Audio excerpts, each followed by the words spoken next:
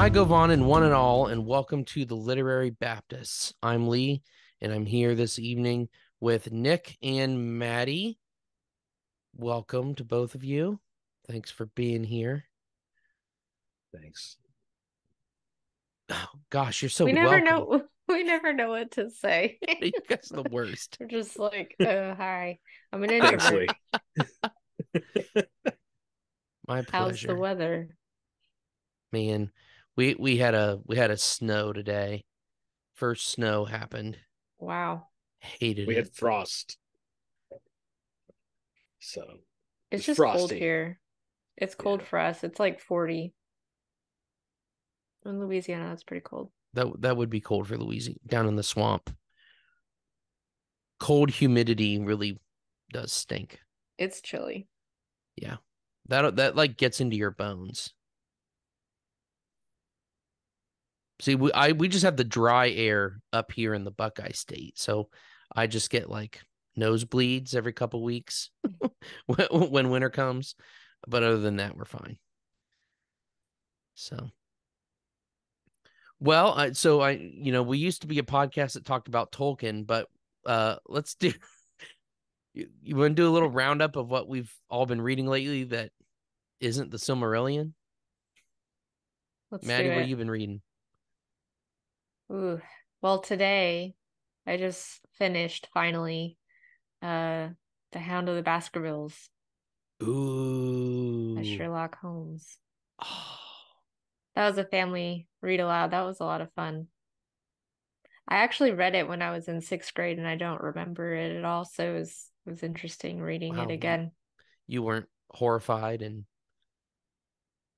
I don't know, maybe I like have PTSD and I blocked it out. I'm not really sure. It could have traumatized me as a child. I'm not sure. Might explain my why I ran through the hallways when they were dark at night and jumped on my bed it seems a You'd have lot to more been this logical day. now. Yeah. you'd have been truly traumatized if you had read the Mormon Sherlock Holmes novel. Oh, Oh yeah. I have not. Is that Sign of the Four? I think so. I don't know. I get Wait, them all Oh maybe wait, mixed I up. no. did. No, I read Um, Sign of the Four. It had Mormons in it, but it wasn't as creepy as Hound of the Baskervilles.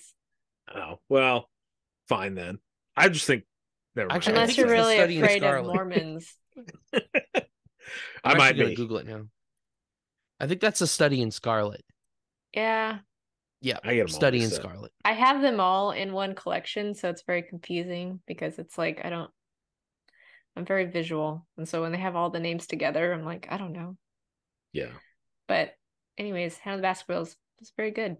Man, It my was first thrilling. introduction to that work was the PBS show Wishbone. Nice. Solid. Yep. Yeah, it was Wishbone's. good. I can't even. I have not read Ivanhoe, but I can't think about Ivanhoe without thinking of a dog Oh, in that's Yeah. true. Yep. a suit of armor. Yep. Oh. When I read Phantom of the Opera, it was the same because the Phantom was a dog.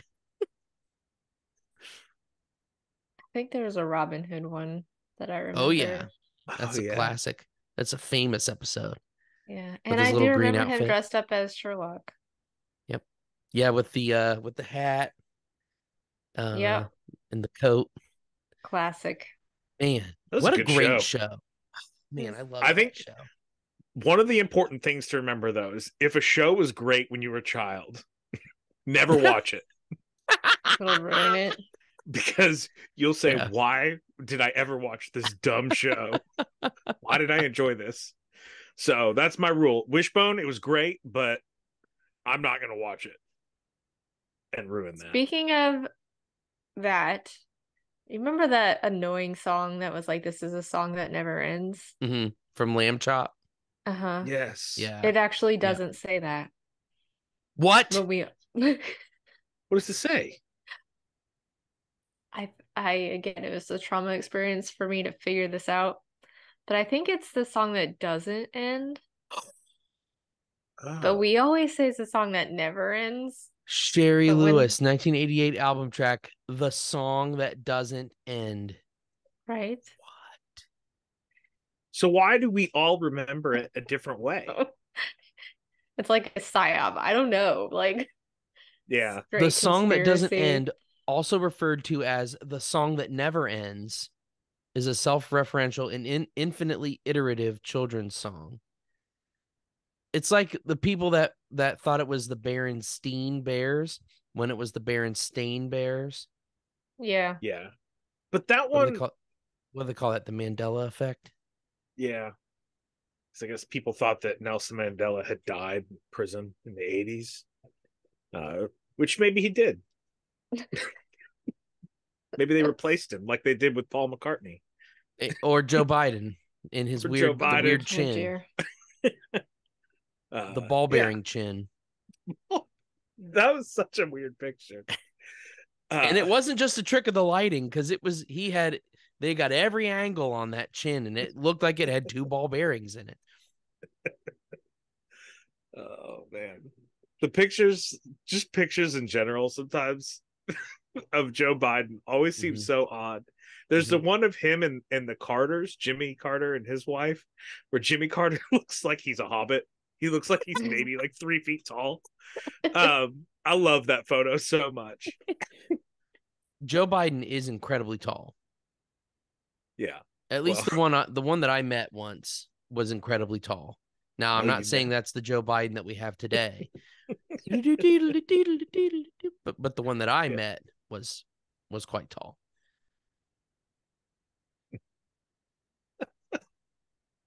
That makes sense. I haven't met Joe Biden. He came to the county, the next county over from mine during the 2012 election cycle, and did like a surprise drop in at like an old people restaurant. And so I was with the local paper at the time, and so I went and covered it. And he was walking around, hugging ladies, kissing babies. He got down on the floor and played tractors with a little kid. Like, he really did that. I just found the picture you're talking about, Nick. Oh, really? I thought they were like ventriloquist dolls. It's such a good photo. I love that one. I think they used fisheye lens or something. And I so don't because they're on know. the outside, they look a lot bigger, but They look like they're like wax figures or something. yes, the Carters look significantly smaller. Have you seen this, Lee? Well, it's where the Carters are sitting down, right? Yeah, in the Yeah. They're in chairs. that room. Yeah. Man, it looks like they're ventriloquist dummies. Like, even like you can see like Joe Biden looks like he's got his hand like in Mrs. Carter's back.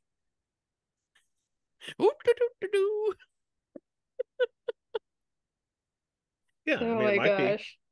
It's, man, cameras are special. I really That, just wasn't expecting that. I thought you were being dramatic. I tell you, it's the kind of camera trick. It's forced perspective, and that is how we got hobbits on screen.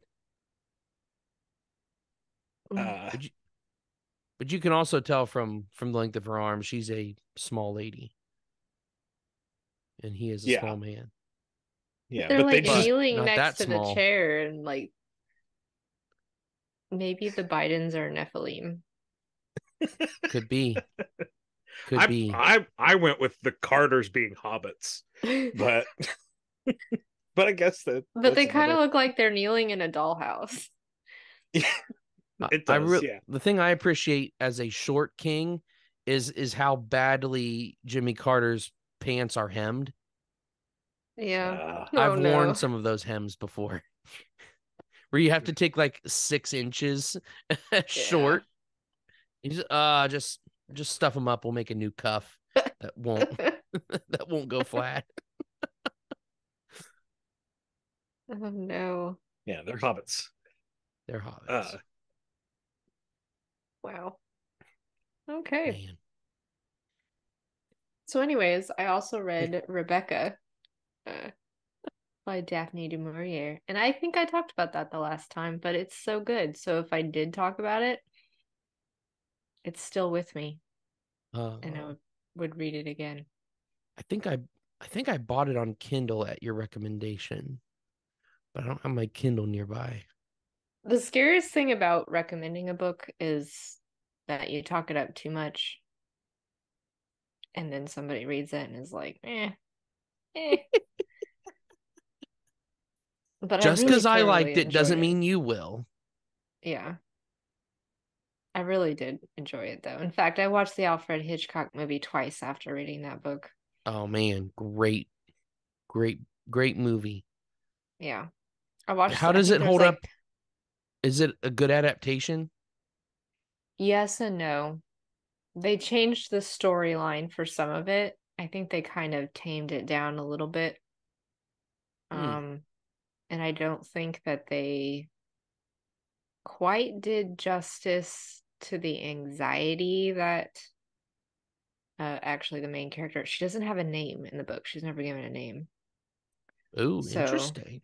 um, but she's very insecure, and I don't think they played that up well enough in the movie.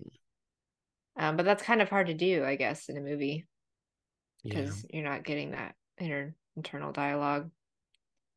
But and they did significantly switch some things around, but I would say it was generally pretty faithful. In fact, like some very direct quotes, and it's just fascinating, I think, watching a movie. It came out like 2 years after the book was written. I want to Hmm. say it was like 1940 or something that that movie Wow. came out. So I was just really impressed with what they did cinematically. Hmm. So that just kind of fascinates me how they did that. And I think they did a pretty good Mrs. Danvers, which was the kind of more evil lady in there. So I don't know, And liked it. and nobody got pecked to death by birds in that one, No, Hmm. no, or stabbed in a shower. not that I'm aware of. Or was creeping on people in another building while sitting in a wheelchair. Yeah, Not quite. that's a great It movie too. really is. I love Rear Window. Um, so Oh, my Jimmy wife, Stewart. my wife Look at that man. There's up in the window there. It's a is wheelchair. Sorry, I'm gonna stop. you did a good job of that. Uh, my wife is reading through a lot of the Jane Austen novels. She read Northanger Abbey, and we started Oh, watching yes, the so the good. movie. And the whole time, so it's been a few years since I read it, and so I'm like, oh, I vaguely remember this. And she's the whole time she's just saying, "This is not how it happened.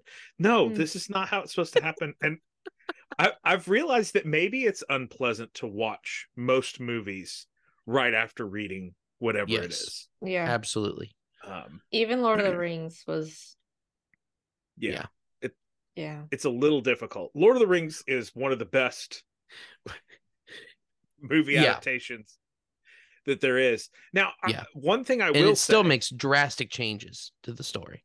Drastic.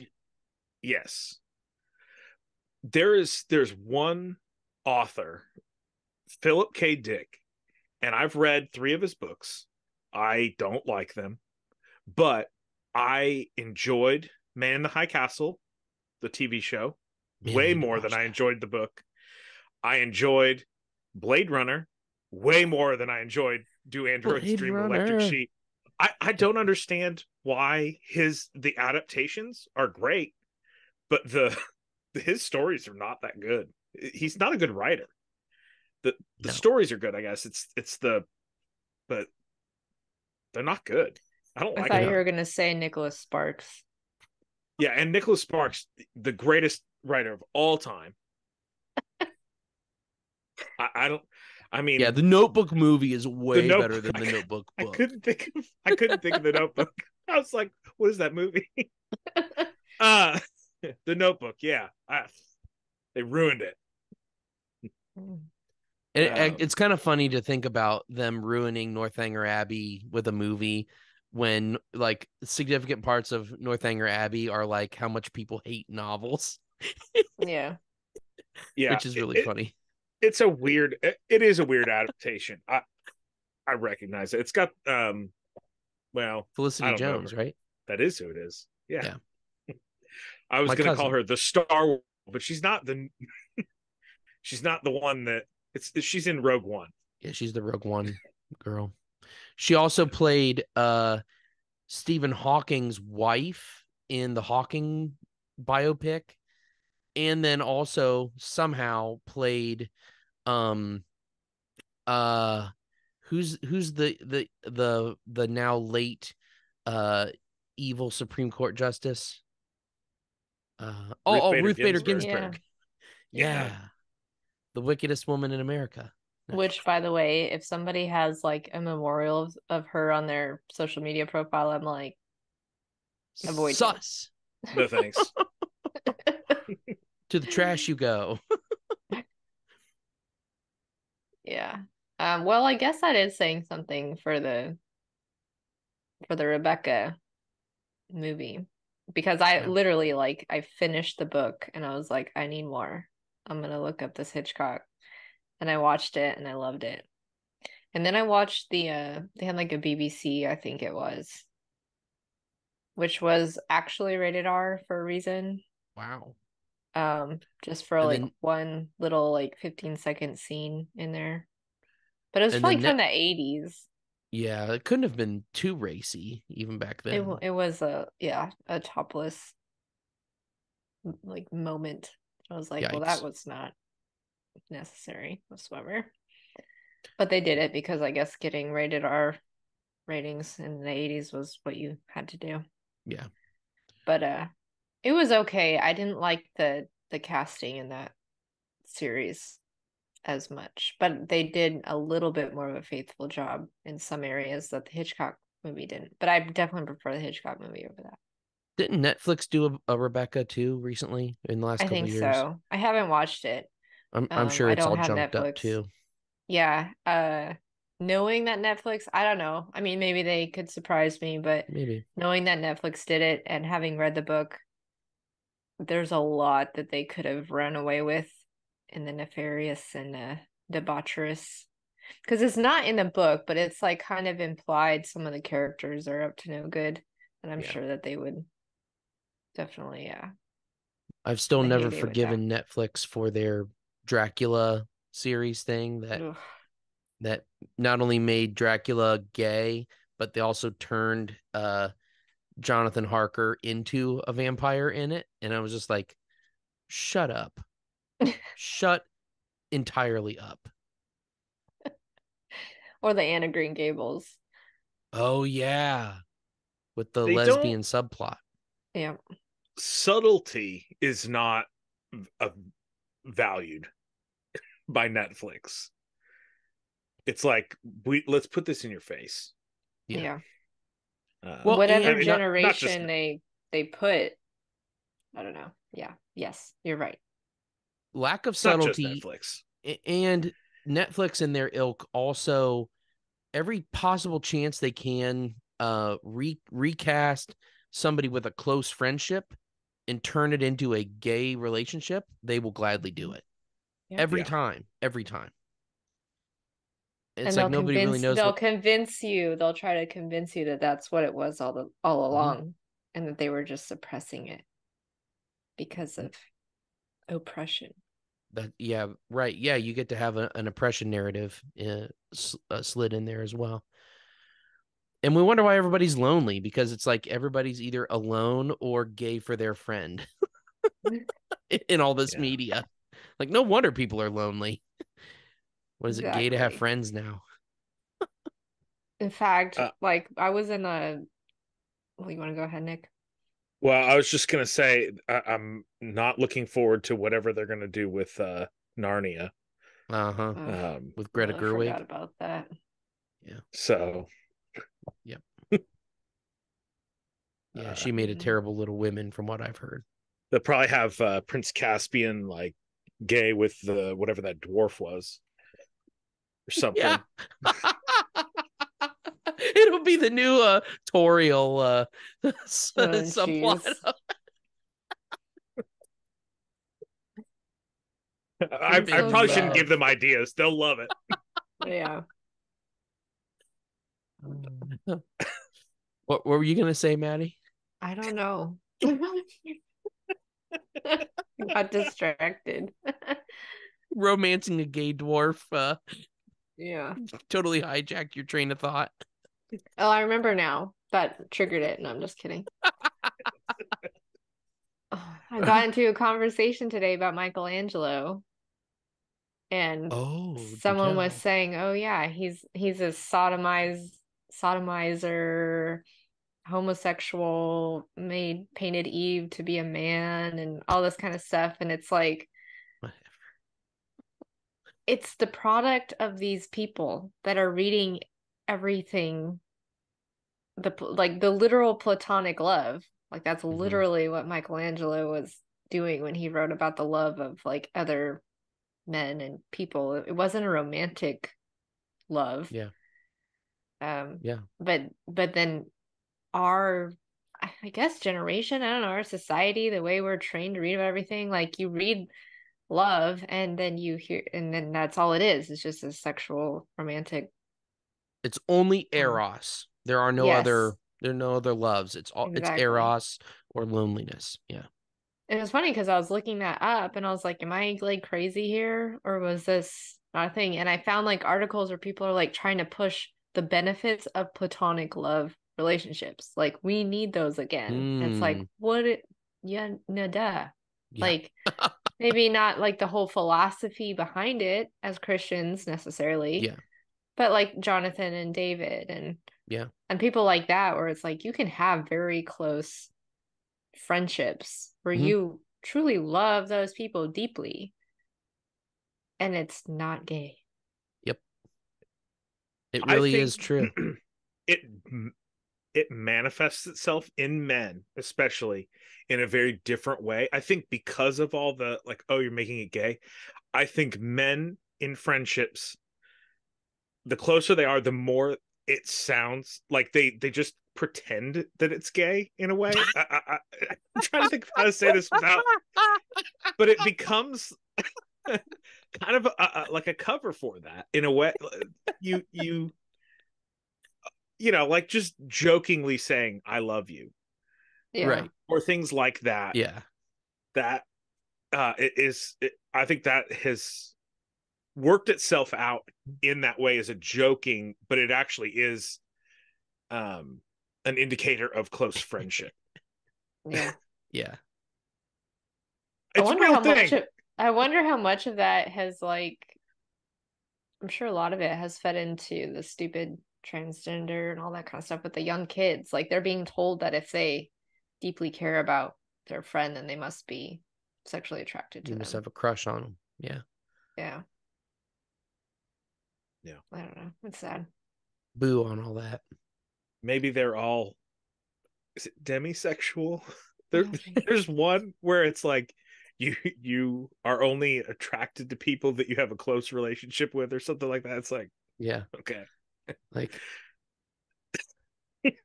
duh. Like, I can't. Yeah. unless you're one of those creeps that can only do the casual thing.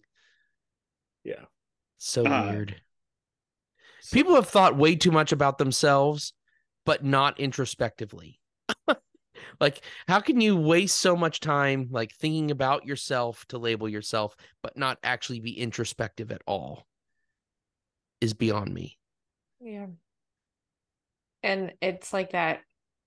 I think it was coming out when they were doing like the different flag when it was like no longer cool to have just like the 19 colors in the trans flag. It was like you had to have all these Yeah. other it's like infinite like fracturing. It's like this tiny little we're so individualizing and labeling everything that it's like Yeah, they're like insane. the faintest little ribbons of color because they have to fit so many colors on for all these different parts of the spectrum.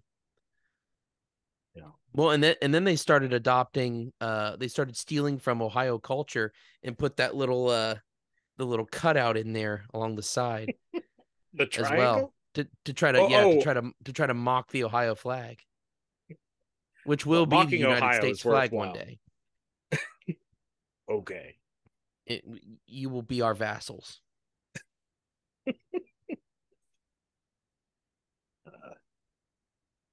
That's fair. Bow And to then your corn overlords. I also read The Moonstone. which I read as well. Yes. It sounds like you got into crystals. A little bit. Yeah. Go for it, Nick. It's front heavy.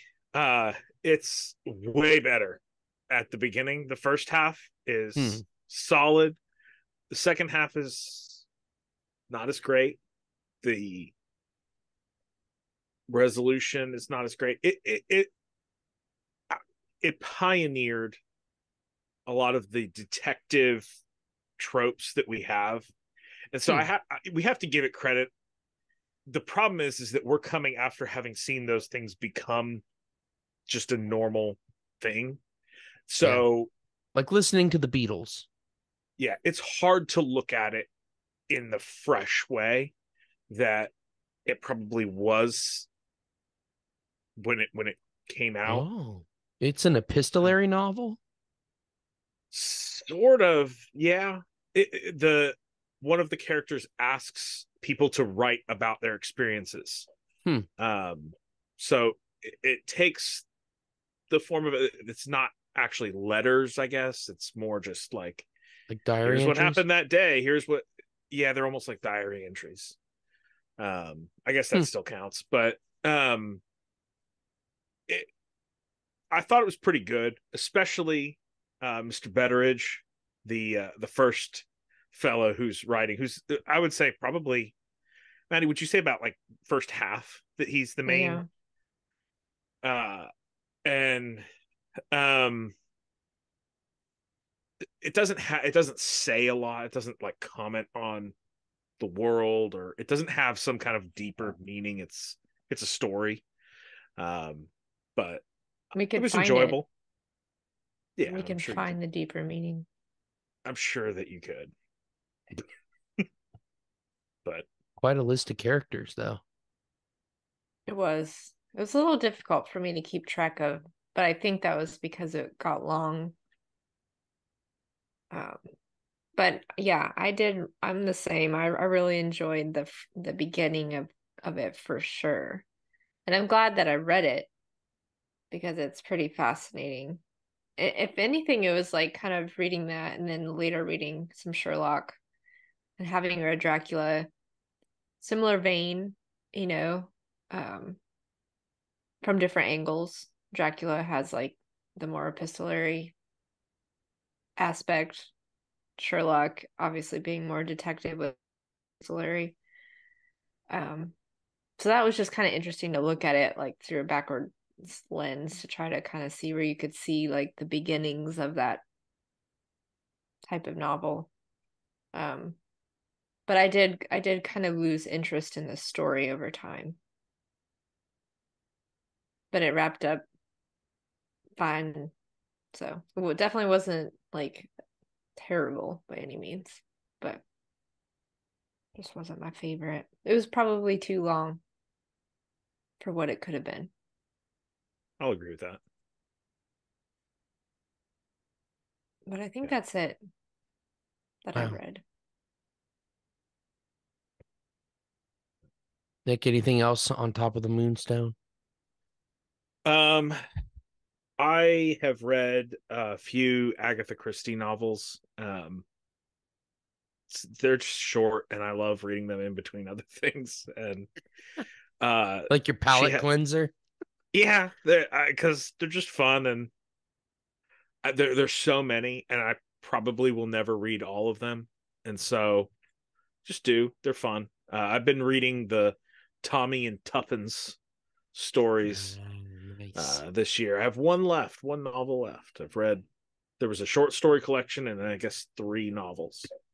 And it's good. They're funny. They're fun characters. I would say it's more spy than detective overall. But they're good.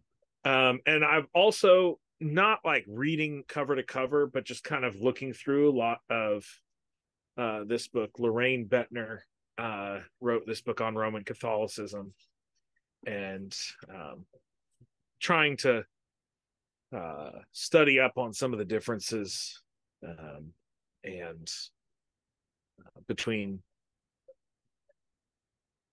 biblical Christianity and them. So Nice. Yeah. Nice. See, since the last time we recorded, I read and actually completed a book on John Keats called Keats: A Brief Life in 9 Poems and 1 Epitaph by Lucasta Miller. I actually did this one in audiobook, which was pretty cool. So she reads each of the narrator, I should say. It's not Miss Miller, but the narrator actually reads the full poem at the start of each chapter, and then it's sort of a blend of like literary analysis of the poem itself, and then drawing some lines from the poem and its themes and its images to particular periods of Keats's short but pretty literarily industrious life. I thought it was an interesting way to do this type of biography. I really enjoyed it. I'm probably going to buy it in print and read it again later. Really liked it. So really enjoyed that. There was a bit of woke stuff in there, of course. Yeah, but it was a kind of an interesting warts and all sort of picture of who personally I think maybe the second greatest romantic poet behind Shelley. And Shelley was just a good man too. Yeah, I was gonna say Keats might have been a little less of a fop than Shelley was, but by some accounts, not much less. Very interesting. A thoroughly atheistic guy, despite being brought up an Anglican. So very interesting. I'm continuing to read for the reading challenge my post 2000s book. It's a sci-fi book, Red Planet Blues. There's some interesting themes. I don't know if you guys do you ever hear of Altered Carbon? It's a novel, but it was adapted to a series on Netflix. It's like a whole transhumanism thing, where people are able to transfer their consciousness into a new body. Something similar happens in this colony on Mars. In this novel, there's a company called New You, and but the new body you can download your consciousness into isn't a human body. It's a mechanical body. Doesn't have to eat, doesn't have to breathe.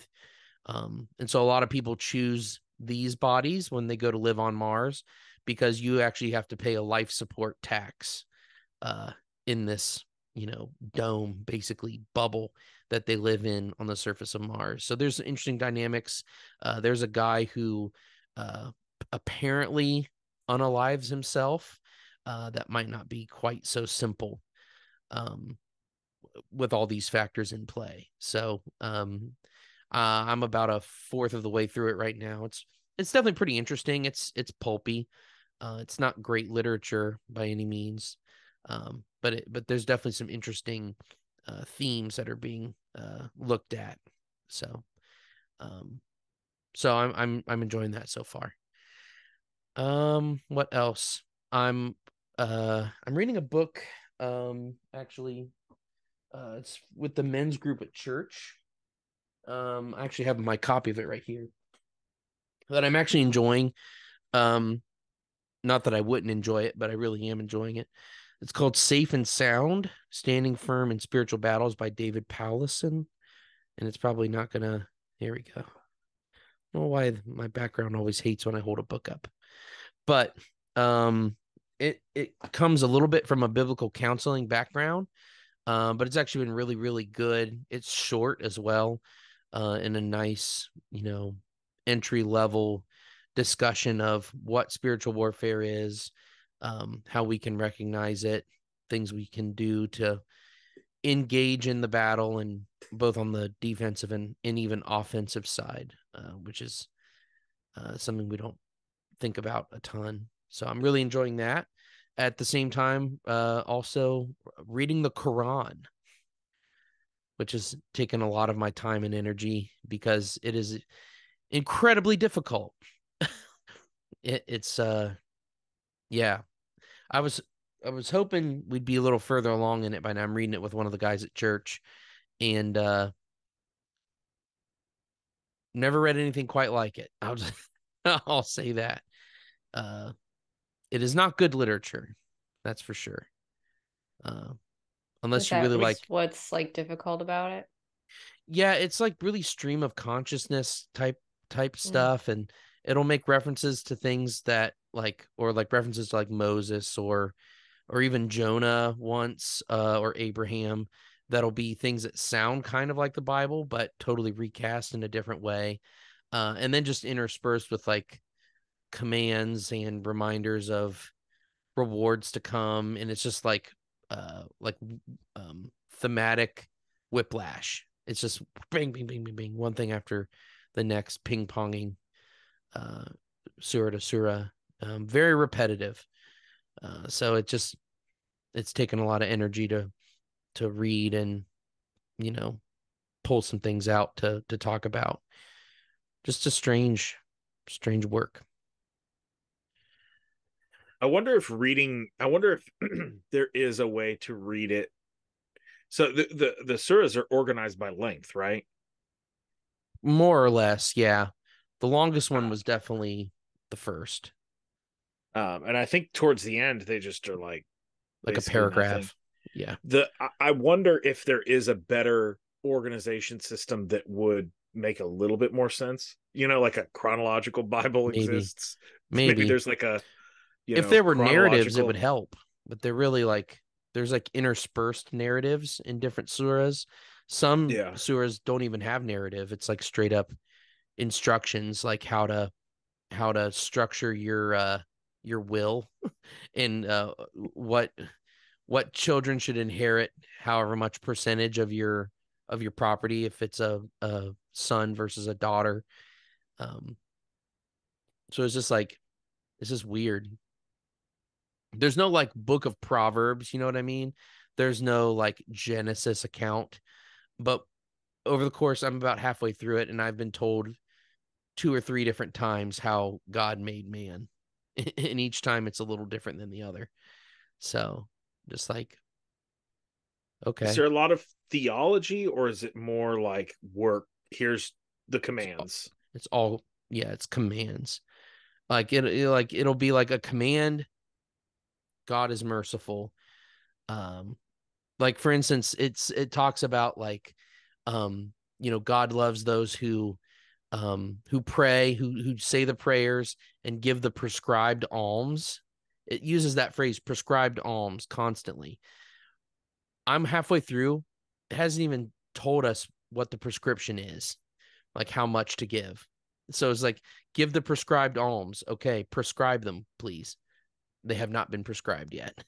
So uh it's like, okay, well, I guess I don't know where you get it.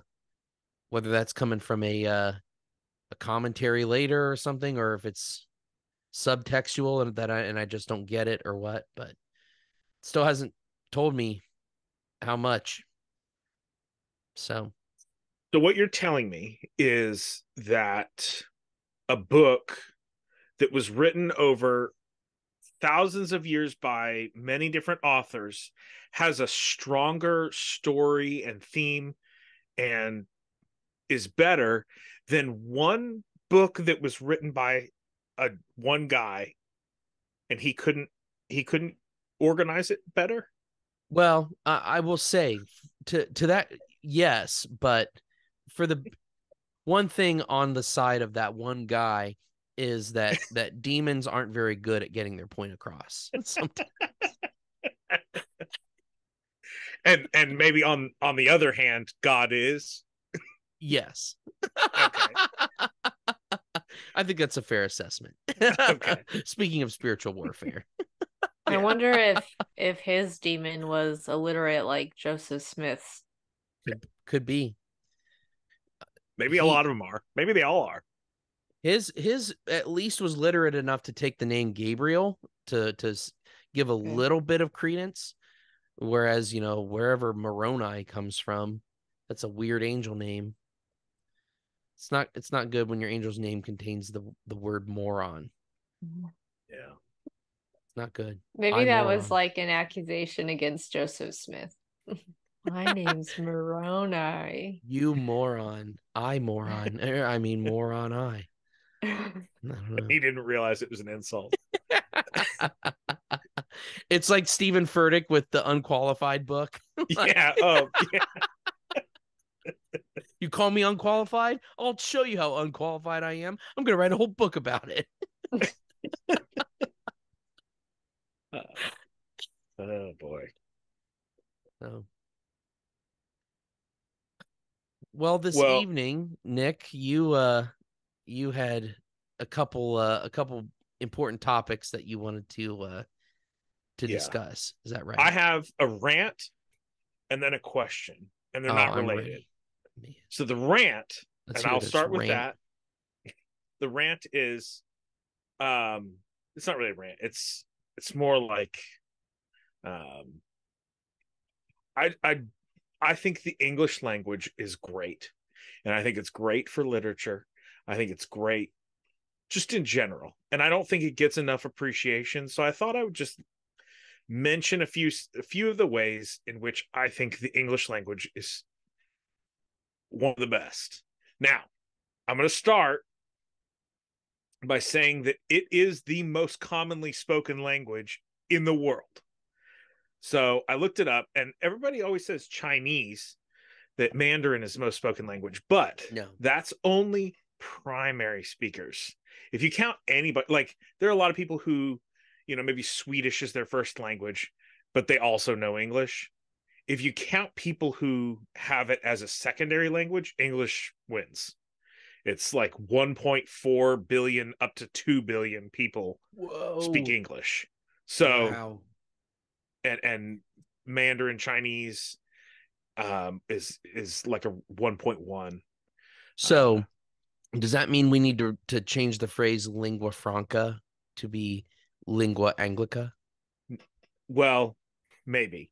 But one thing that actually brings me to another point. That is, lingua franca is not originally like an English, we would say French language. But one of the benefits of the English language is that it could just accept words. No problem. Just accept words from any language, pretty much. Like I could think of a few things where we have, like, some of the click languages in Africa. Like, I think we would have trouble incorporating those. But for the most part, we could just take words from any language and they just become English words. We might anglicize them a little bit, or we might just speak them, the same, pretty much the same way that they were in the original language. Or it might be both over time.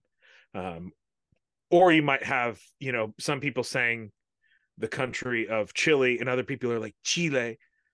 I hate when people do that. Who refuse to let things anglicize.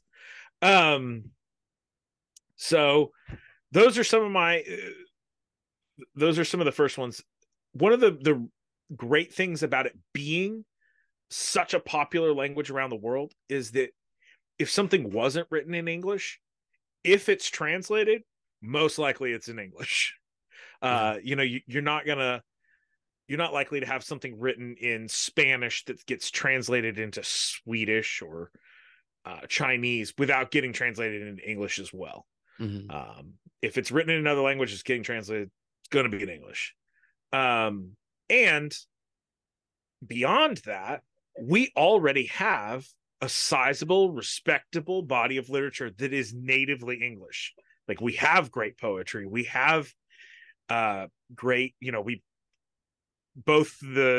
all of the great British novels were written in English. Yeah, I mean, except there were French for novels maybe Cervantes. There were some other ones, but we have a lot of it.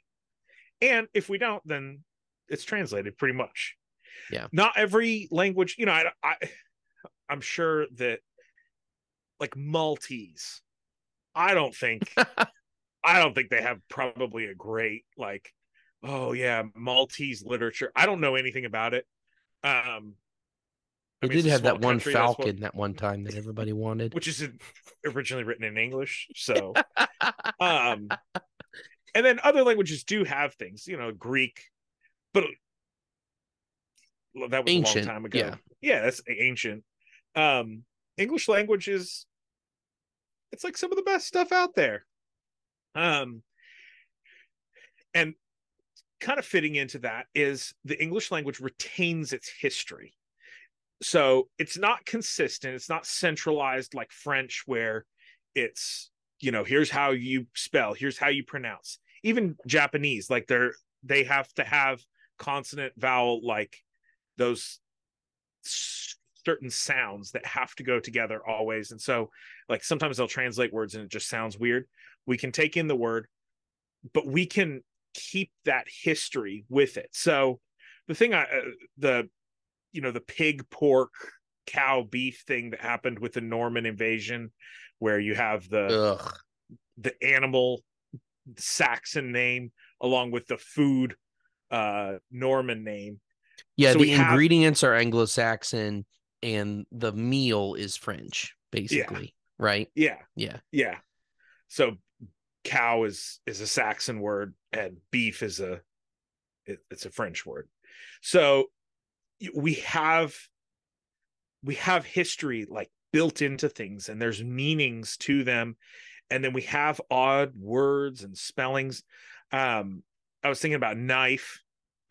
Like it used to be knife, and we haven't pronounced it knife in a long time, but you get made fun of if you say it that way now. But we still have the K. Yeah. It's just fun to keep that history. We have, people can just invent words. William Shakespeare invented many words.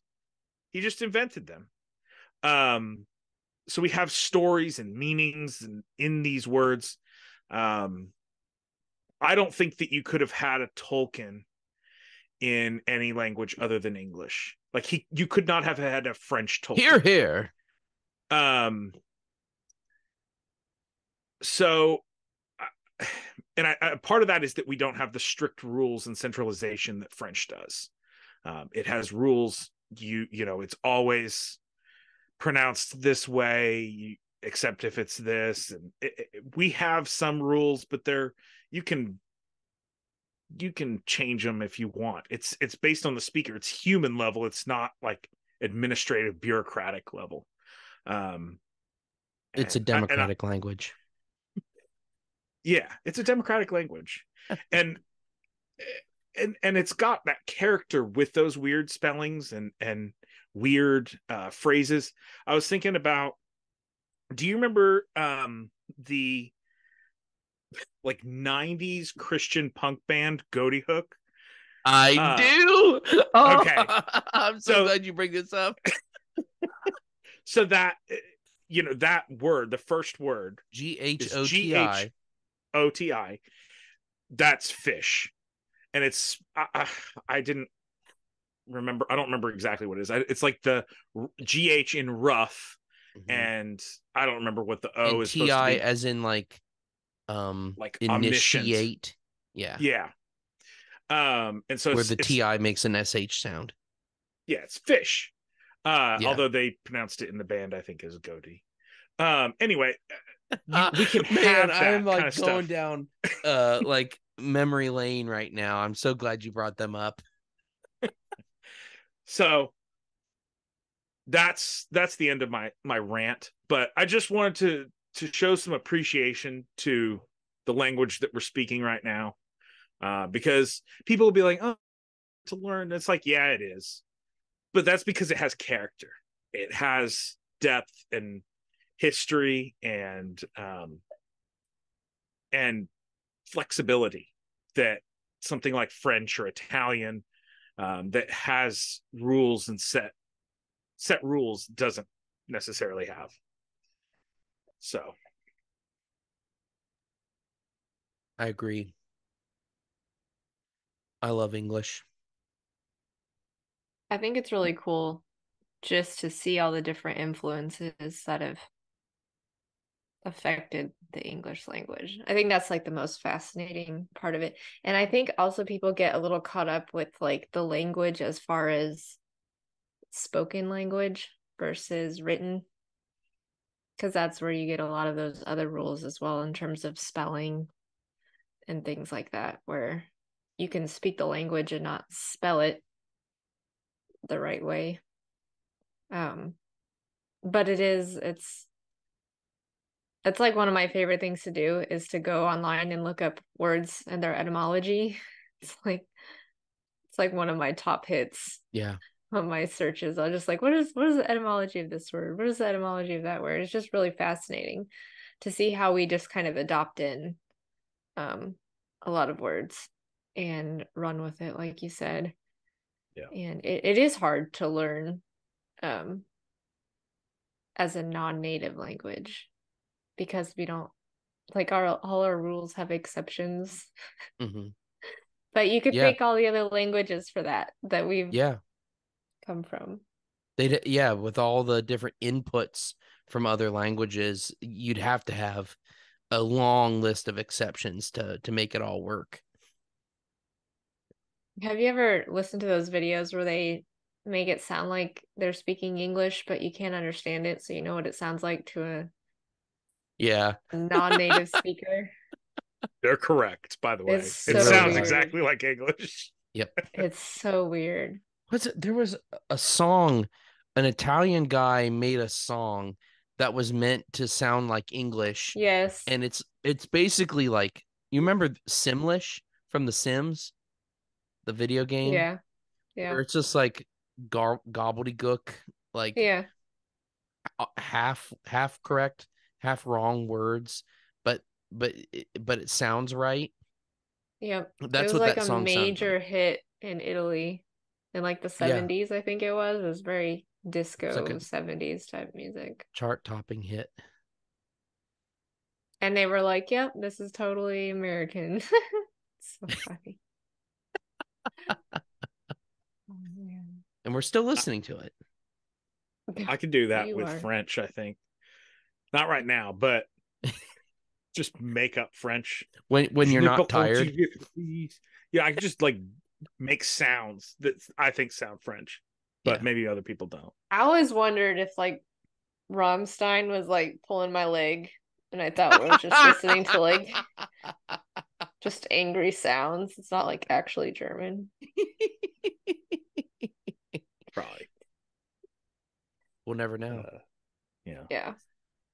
The Rant on English reminds me of a great book by John McWhorter. It does have a cuss word in the title, but Our Magnificent Bleep Tongue, the untold history of the English language, the untold history of English. And like, the best thing, don't read it, get the audiobook, because he'll do all the pronunciations of like Dutch words, Icelandic words, um and then branching into Middle English. Like, he'll show how like vowels were either clipped or lengthened, and how we got the words that we recognize in contemporary English. Really good. That's totally worth an Audible credit, or however much it would cost to buy the audiobook. I think it's like maybe $20. Really, really good.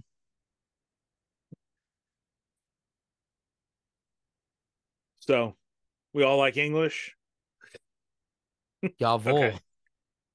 I'm gonna move on to my question. And I'm gonna ask it a little differently, because I don't have data to back up this. This is feelings. But if this is the case, why is it that artistic type people, musicians, poets, writers, even photographers, why do they always seem like the most likely to apostatize? You know, we've seen it pretty often in Christian music, especially lately. It kind of seems like Christian musicians have gone through phases of deconstructing, uh, and all of that. But I also think that it seems just likely amongst artistic kind of people, like the people that I went to college with who were more artistically inclined also seem to have gone in that direction. um It's not a rule, obviously, but why is it that that seems likely?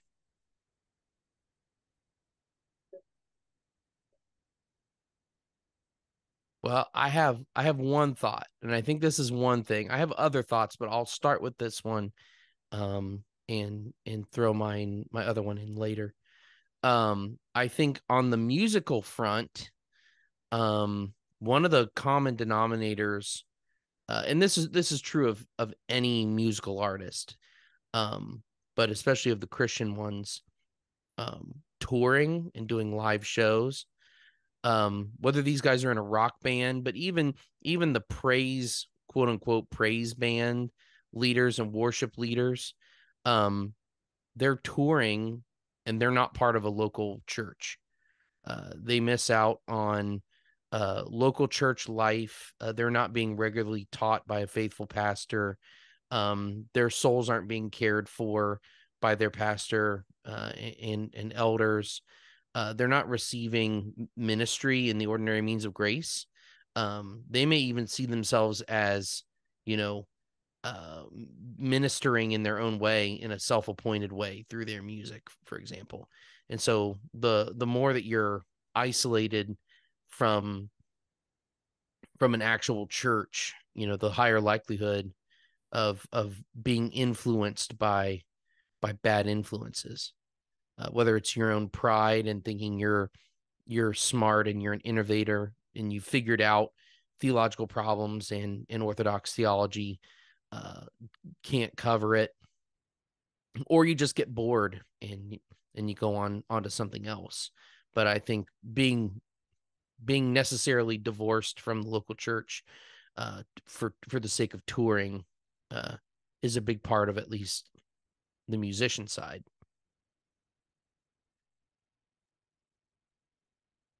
I think some of my thoughts would be, one, generally speaking, more artistic people are bigger feelers.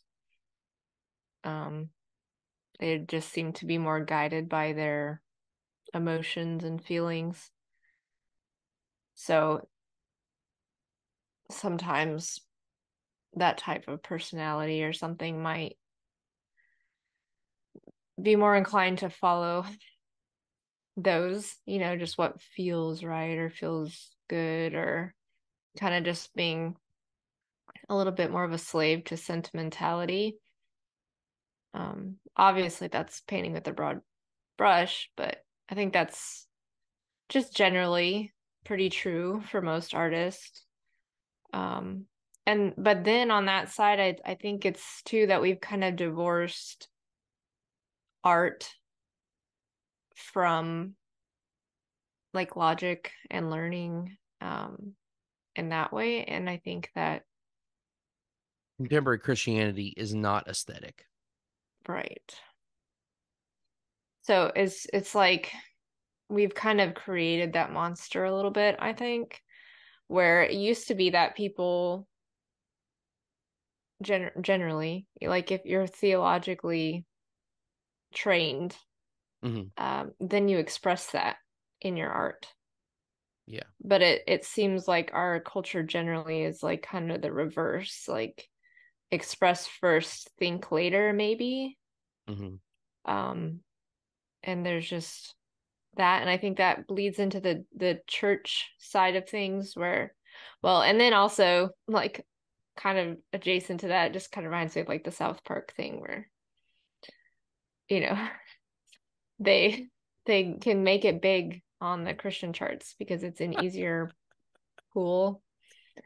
And then when they get a little bit bigger and famous, then they just kind of go on and just all the warnings in scripture about I love it when Cartman started the Christian band. that's what I'm talking about, where they're like just changed the dating songs to To singing about Jesus. Jesus. So that was definitely true in the 90s, like for Yes. sure.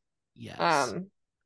And in some ways still true today, but for sure the 90s were like really cringy when you look back. In that Yeah. and South Park really called them out on They that were quite a right. bit. Yeah. South Park was right about that.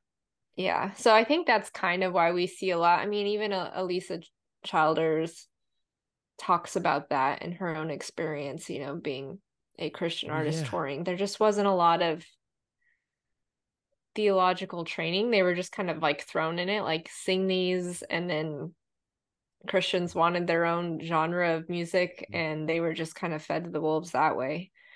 So it just makes me think of the biblical warnings against greed and stuff like that. So that can be a big temptation for artists that get big.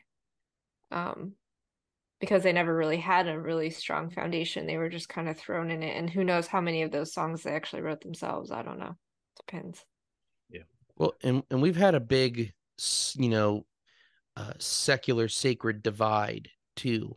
So you couldn't have a Christian who just made good music in a Christian way, like to God's glory, even if it wasn't like in order to do that, it had to be like a contemporary worship song, And if you were a Christian that was going to make music that wasn't that, then it had to appeal to the or be a cover, a stylistic cover of some secular band that was popular at the time, almost like a parody, like a Christian parody.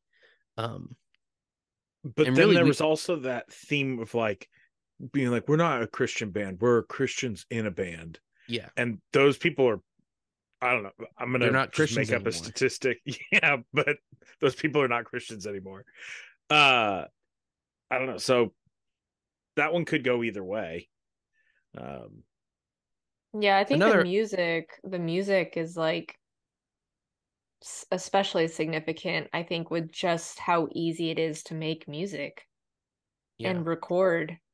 I mean, that's a fairly new phenomena, really. I mean, like for millennia, like you couldn't record your music. It right, had to be played live. yeah, Um, and so now it's just kind of like the same thing with social media and people like you can just put your opinion out there however you want. So you can have total amateurs theologically singing yeah, Christian songs. right. Then you get Semler, the the lesbian Christian singer uh that toured with Reliant K and Switchfoot, for example. Because Mm, now you also don't have labels in the way of your music either, because you can yeah. self publish or self release, whatever you want to call it, indie release your songs directly to the internet. And so, at least in the past, although it was a good and bad thing, but you did have that gatekeeper you had to go through at the label, and if the label didn't like you, then you didn't get out. Um, and sometimes the labels were just as beholden to worldly ideas and standards, um, as the artists themselves, um, but there was a bit of curation there, especially on a theological level for sure. um, I think another thing too is one of the things that I think makes artists susceptible to deconstruction or deconversion, whatever you want to call it, is you know art is always looking for something fresh, always trying to not do the same thing over and over again, to be innovative, to push the boundaries even a little bit, to be edgy, um, and just to be original. And I think it might be difficult for people who are trying to do that with their own work, but then also slot themselves into an historic religion that has doctrines that have stood, for 2,000 years. could see that as confining. So like you've got people like Michael Gungor openly calling himself a heretic on Twitter. I mean, at least he realizes it, because yes, he is one. Or Dustin Kensrew of oh man, I can't believe I'm blanking on. I love his band. The Modern Post. Thrice. He's into process theology now, which basically is deconstruction, open theism and all that kind of stuff. God learning as he goes along, and God himself is in process alongside us as we're in processes as well. Just really gross stuff. And I do think some of the temptation is, we're trying to do something new all the time, writing new material, changing our sound, for people, for visual artists, changing their medium. I think they end up doing the same thing with their beliefs as well. It's kind of rare that you get a guy like Makoto Fujimura. You guys know that guy? Have you heard that name before? He's a Christian. He actually partnered with Crossway on a particular anniversary of the King James Bible. They did an edition called the Four Holy Gospels, and it was a big honking coffee table sized book of it. So it's the ESV text of the four Gospels, but interspersed with art that he did. So he's a Christian artist based in New York, and he did full size paintings. This is contemporary art, so it's not depictive in any way, blending colors and different textures and things. And then he did his own like illustrated illuminated drop caps, kind of like how they would do like a big Gothic letter for that first letter of a paragraph. He handmade those in paint, and they use those in that text as well. And so I kind of see him to a certain degree as a counterpoint to the deconstruction angle, because here he's trying to get along in the contemporary art world, doing a good job, is somewhat effective and respected in his field, and yet also is contributing art to an edition of the Bible. So it's just, sometimes I think it depends on the individual heart too. Or do you care more about making a name for yourself, like you were saying, Maddie, making money, and if you've got to jettison Christ in order to do that, then come what may? Or are you somebody who really wants to make great art for God's glory all the way?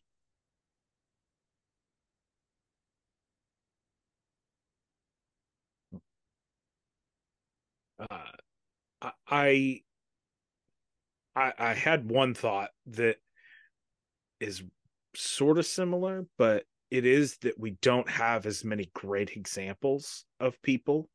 When we think of artists, when we think of painters, we think of Van Gogh, who never married or had kids and like killed himself and was starving. We think of starving artist, or we think of somebody like Shelley.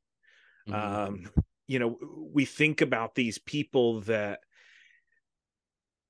we don't have a lot of great examples of someone who, and I'm sure that we could come up with dozens of them right now, but the examples that we have that come to mind immediately when I say poet and you think of Shelley, you think of this guy. When you think of painting, you think of Van Gogh. They're not the ones that immediately come to mind, where they are people with a family. I mean, maybe Dickens when you think of novelists, but where they have but a he family. left his family too. I don't even know. Yeah. So he did have a family, but he left them high and dry at one point. Oh, okay. Well then, yeah, same deal.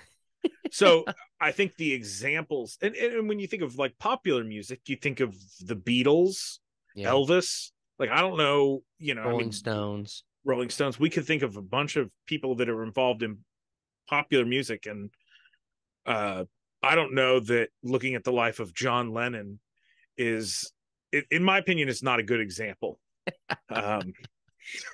So both not a good example of being a good man or a good artist. Let's be real. Yeah.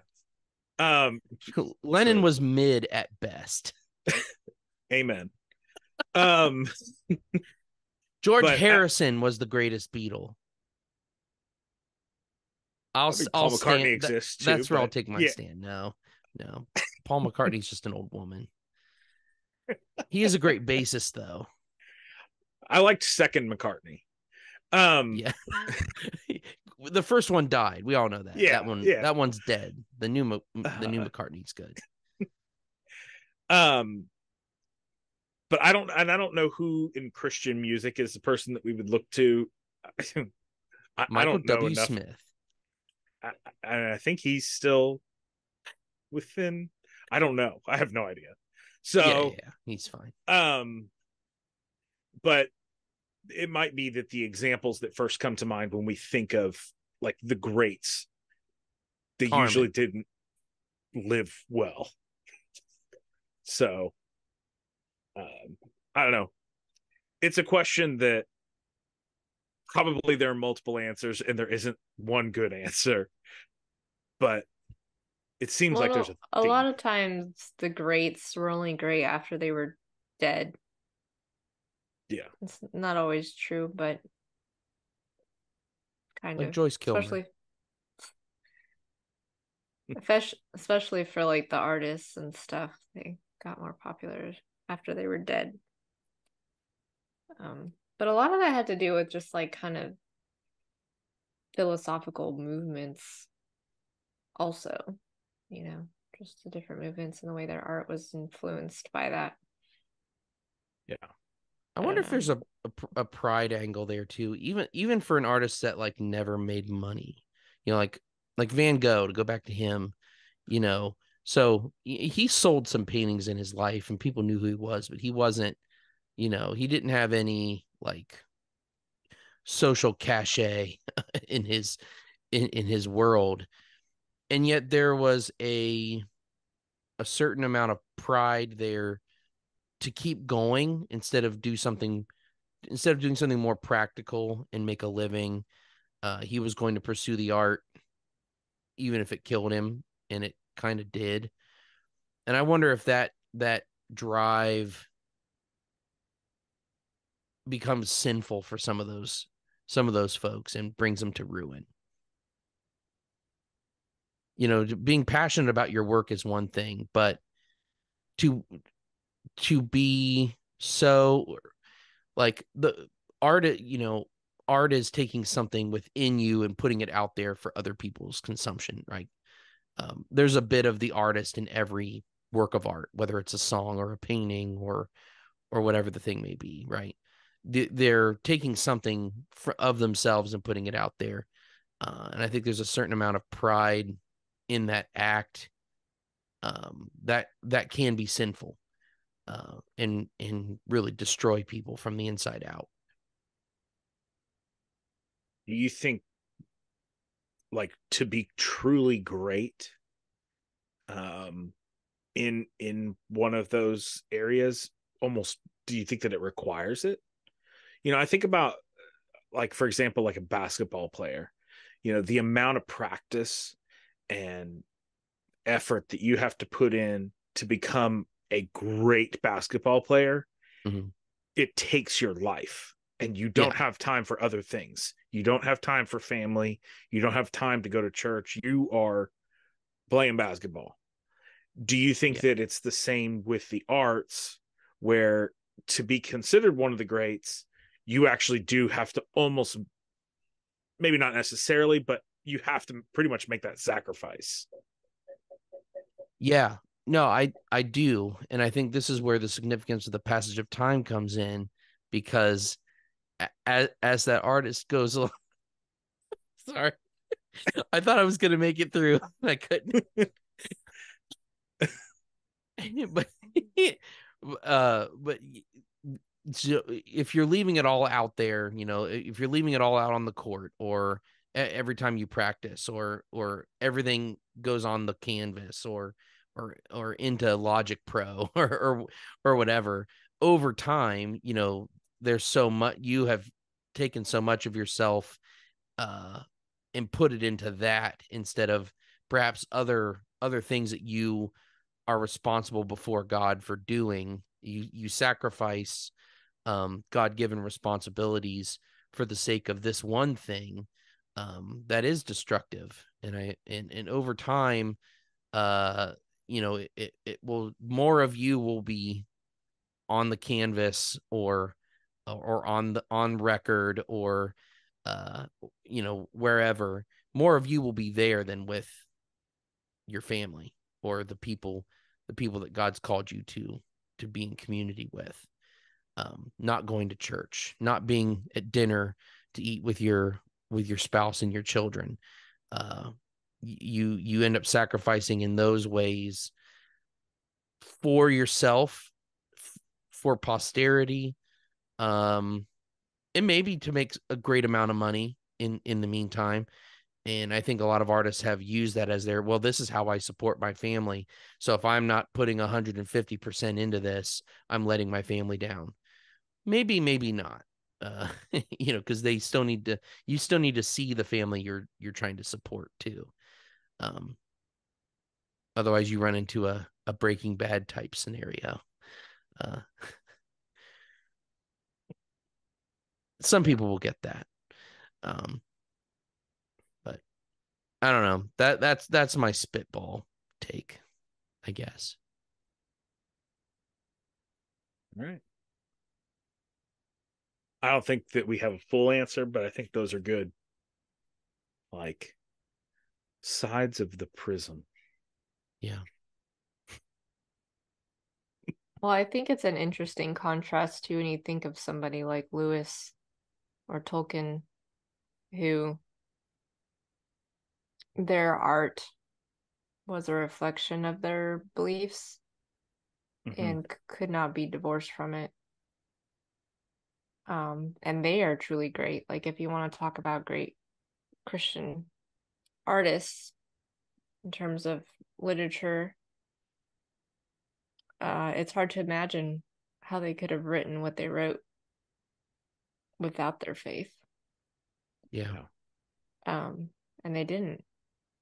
Maybe there isn't even maybe I'm just, it just seems like it to me. But well, I see it less with the authors. Definitely the music, for sure. It's a good thing Zach's not here, so we can talk about him behind his back. Yeah, we'll have to lay hands on him and make sure that he doesn't stray from the faith. Put a hedge of protection around him. I wonder if one common theme there with those guys, aside from being believers, both wrote children's literature as well. And I wonder if their eagerness to write something for children as well as a popular audience, even though both were men of the academy and very well could have lived in the ivory tower, if that's part of how they were able to endure. Not saying that it was an act of service, but there is a bit of humility in, like, a very learned person, very learned men, like they were, who did write great works of fiction that displayed their worldview in very different ways, mirrored the gospel in their stories. Lewis in a very, like, concrete way, and Tolkien in a little less concrete and more. But then to take that down to the children's level in both of their cases, I think that shows something different than, say, the artist who is out to just, like, be as obtuse as possible and, like, only the really smart ones get me, kind of thing. Like these guys were planning to be heard and understood because they had a message that wasn't about them that they were trying to get out there. Not only were they, trying to tell a good story in the various things that they wrote, but really to get a message across. That wasn't, look how great I am. And honestly, most of our music today is all about like how great I am or how sad I am or how rich I am, how many guns I can shoot or name in one song or pointing back at me. Although, ironically, it is tailored very much to like youth. It's not That's true. like it's you know like if you listen to popular music, even I'm using popular music in the most broad sense, a lot of it is tailored to 20s or younger. Yeah.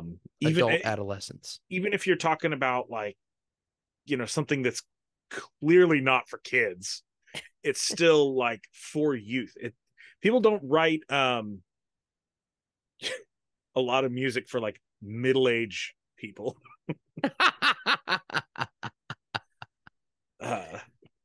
We just listened to the music that was popular like 20 years ago. Yeah. Yeah. Yeah. I think that's weird how that is. But Like, it's written gnostically for the youth. Like it's written in a way that yeah, only young people can understand. but they don't always understand because the music that I listened to when I was that age and I listen to now, I'm like, ooh, okay. I was allowed to dance to this in my 7th grade middle school dance. Okay. Yeah. Yeah. I don't know. The But just Blink strictly 182 from like, songs I listened to. oh yeah. Ugh. I don't know. I think like when you're asking the question too of just apostatizing, it's like you're talking about Christians, not just artists. But yes, and that was the original thing. But even Christian music does kind of seem, again, a generalization, but a lot of it does seem childish. Like if you listen to like Yeah. contemporary worship music, it's real shallow, I guess. Yeah. They may say that the audience is different levels, but it's not exactly. It's real shallow. It's not like, oh yeah, this really compares with like Isaac Watts or Charles Wesley, other Mhm. than the Gettys.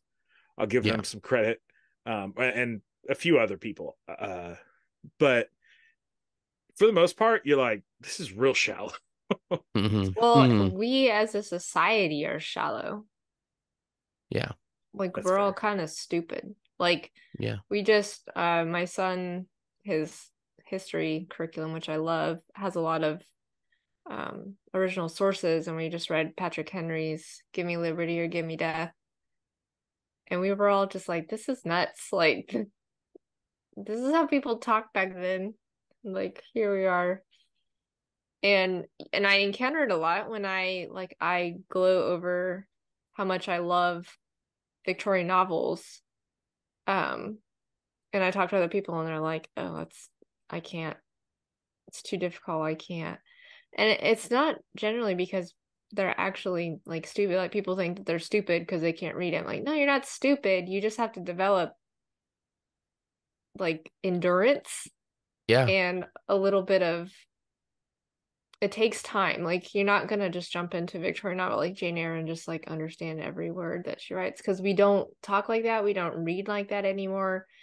You Yeah. can pick up, and sometimes I do like to pick up a more current novel because it's so easy to read. It's not Hmm. hard. Yeah. But the problem is that we've done that with like literally everything. Like we're a culture of convenience. So it's the same with the music. It's like they've figured out, like they've keyed into the music that like Yeah. brainwashes you, and they don't even have to have very good lyrics. You just all of a sudden everybody's crying in their car listening to a song that's like Shallow. And then we have Yeah. no idea what classical music is or opera Yeah. is, or Yeah. and I'm just as guilty of that as anybody else. But Oh, for sure. Like those yeah. because that stuff's just not easy to listen to, even though it sometimes gets called easy listening. Classical music is background music now. Like people used to go to the theater to listen to that actively, and now Yeah. it's background music. I don't think so. Yeah. When you were talking about deconstructing artists, one of the case in point that I think of is actually a not super recent story. It was before the pandemic, I know, so it was before 2020. But you guys remember the Christian band Hawk Nelson? Mm-hmm. Their lead singer said he didn't believe in God anymore, and he made a big it was in an Instagram post that was screenshots from the notes app on his phone. There were about 5 or 6, no, it was longer than that. I think there were like 8 screenshots, and he started detailing out like all these questions that he had that he never got an answer to about God. And I actually went through it on a blog. I wrote so many blog posts answering all of them. They all had an answer. They were all basic Christianity questions, ideas of the problem of evil. There was some stuff about election in there. Why do bad things happen to good people? Very entry level classic questions that the Bible has answers to, but nobody had ever taught him. And he hadn't been in a church because of touring with a band. So, not saying that he would have been taught by his, evangelical pastor at whatever church he might have gone to had he been home. But that gets to the shallowness thing that you were mentioning, Maddie, too, because there are people out here claiming to be Christian and making big money off of being a professional Christian, basically being in a Christian band, that actually don't know the basics of the faith.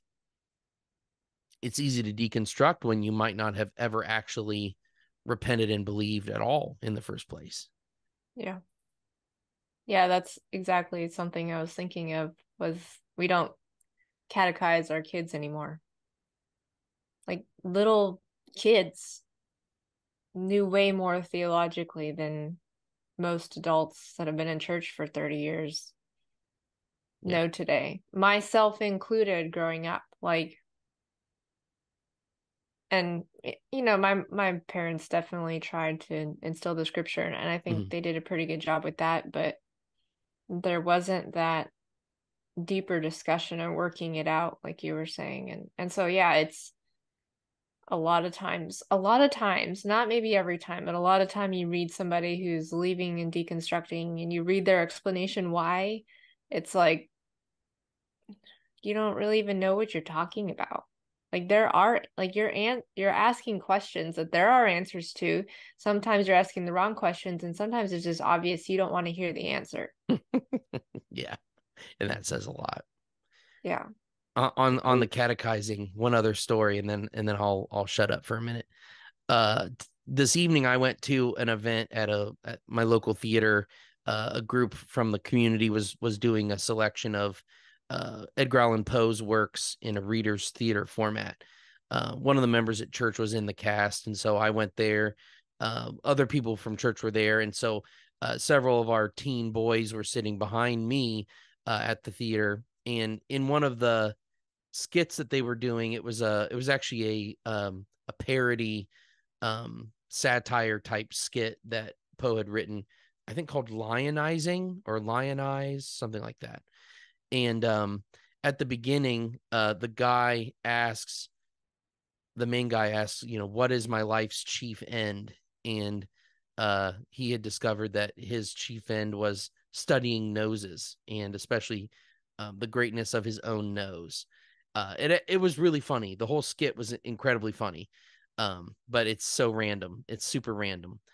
But anyway, so I say that because at the end of it, so they came back to that question at the end, what's the chief end of my life? And so we applauded when it was done. I turned around to the guys behind me and I said, what's the chief end of man? and all of them were like, to glorify God and enjoy him forever.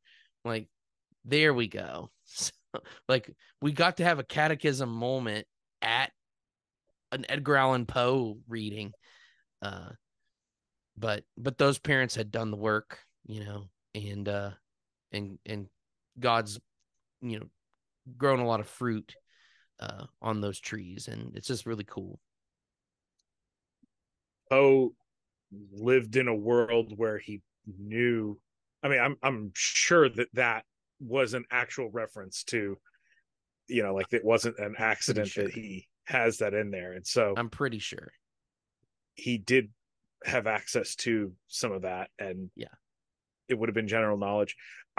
I don't remember. I don't know if this is 100% true or anything, but I remember somebody saying that the larger catechism is supposed to be the adult one, and the shorter catechism is supposed to be for the kids. And I'll tell you, that is the one thing that makes me feel so dumb, is when somebody says, yeah, the larger catechism, that was for the adults to memorize, but the little kids, they could do the shorter. It's like, I'm not sure about that. Well, I'm a Baptist. I don't need to do any of it. Even if you are a literary one, you're still a Baptist. Yeah, just Baptist. But yeah.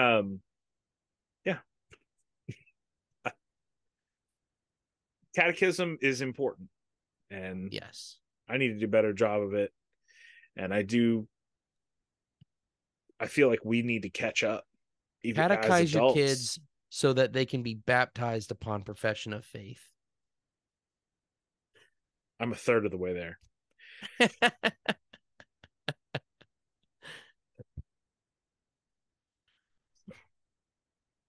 Well, any concluding thoughts? Have we figured out this problem? One more problem solved.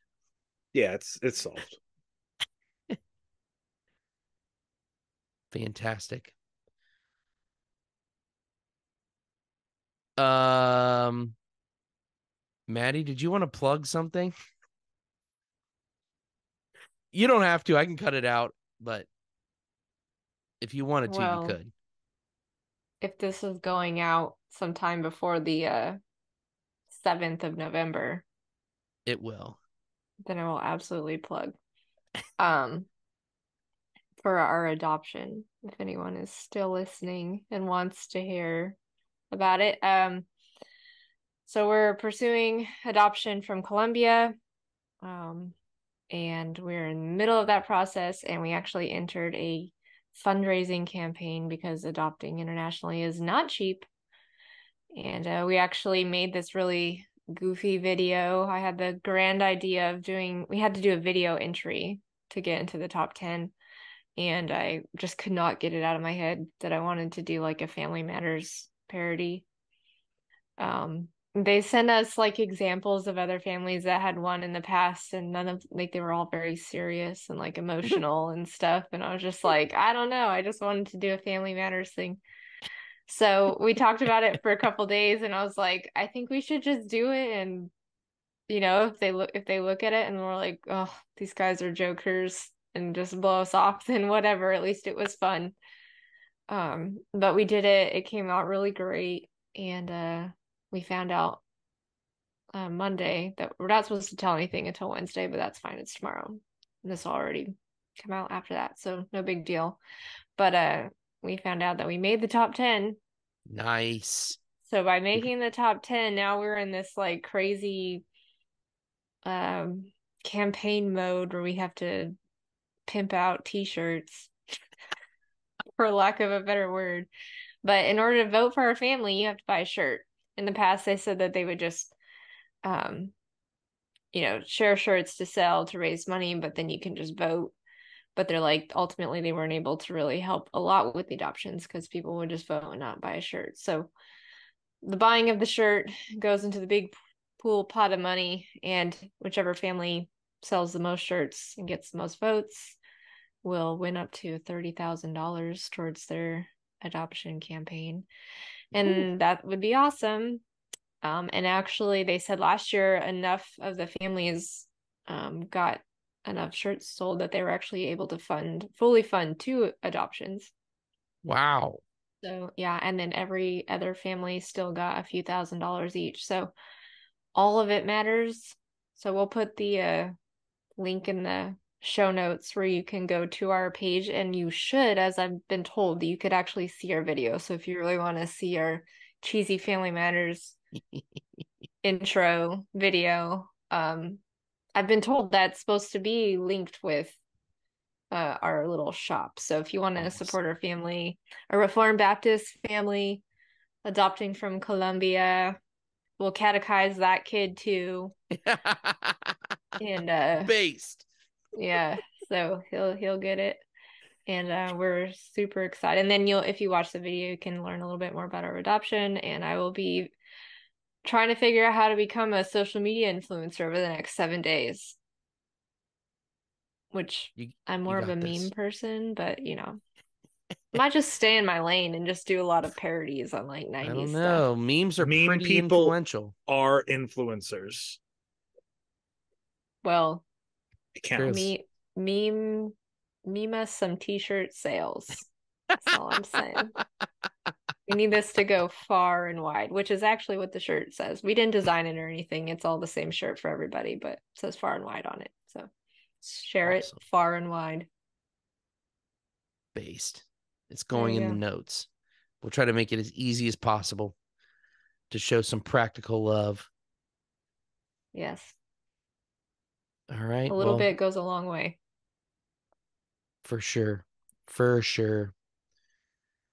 All right. Well, thank you both very much as always. And may Monway keep you in the one, and peace out.